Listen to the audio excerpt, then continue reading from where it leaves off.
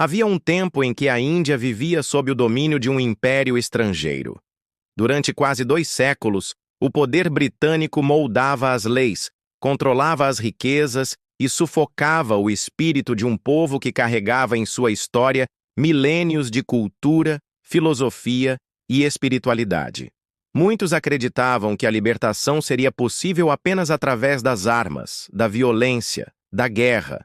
Mas então surge uma figura improvável, de semblante simples, óculos redondos e túnica branca. Seu nome, Mohandas Karamchand Gandhi, ou como o mundo passou a chamá-lo, Mahatma, a grande alma. Mas como alguém aparentemente tão frágil conseguiria enfrentar o maior império do mundo? A resposta estava em um princípio que parecia ingênuo à primeira vista, mas que se revelaria mais poderoso do que qualquer canhão: a não-violência, o ahimsa. Gandhi acreditava que a verdadeira força não está em ferir o outro, mas em suportar a dor sem desistir dos próprios ideais. Para ele, a resistência deveria ser ativa, mas sem agressão. Era uma forma de transformar o protesto em uma arma moral, capaz de desarmar até mesmo os corações mais duros. E assim começou a revolução diferente de todas as outras. Gandhi convocou greves, marchas e jejuns. Não pedia às pessoas que atacassem os soldados britânicos, mas que recusassem obedecer a leis injustas. Imagine milhares de pessoas caminhando juntas, de cabeça erguida, sem levantar um só punho. Apenas a coragem de dizer não de forma pacífica. Um dos episódios mais marcantes foi a Marcha do Sal, em 1930. Os britânicos haviam imposto um imposto absurdo sobre o sal, um bem básico para qualquer família indiana.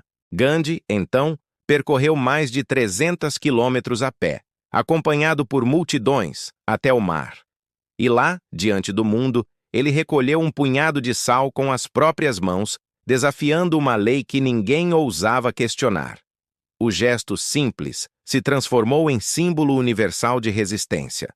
Mas a não-violência não significava a ausência de dor. Os protestos eram frequentemente reprimidos com brutalidade. Homens e mulheres apanhavam nas ruas, eram presos, humilhados. E ainda assim, não revidavam.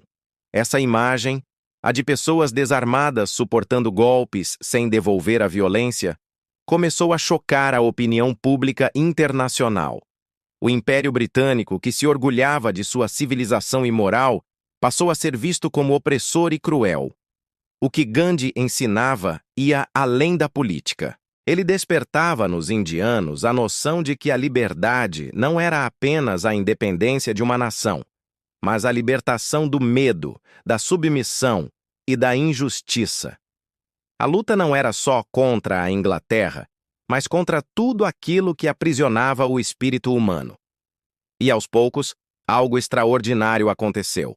O mundo começou a olhar para a Índia. Jornais, líderes e cidadãos comuns falavam daquele homem magro que desafiava um império com nada além da sua fé na paz. A Inglaterra, enfraquecida pela Segunda Guerra Mundial e pressionada pela opinião pública, não conseguiu mais sustentar o domínio.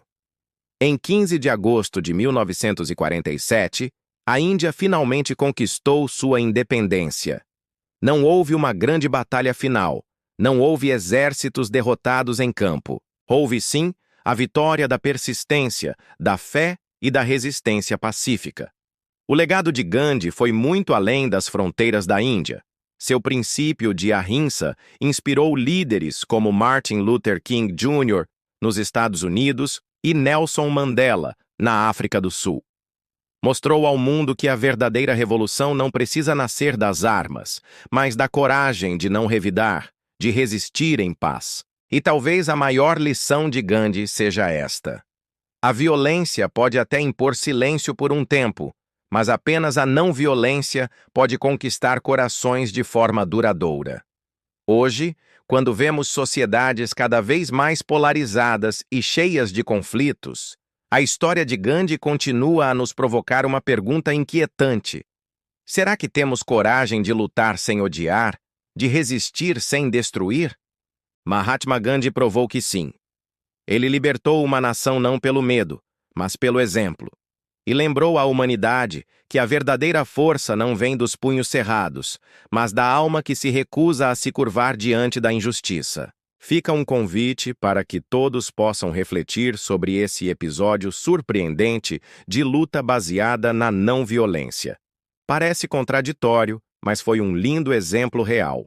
Se você gostou do conteúdo, deixe seu like e se inscreva no canal para receber os próximos vídeos.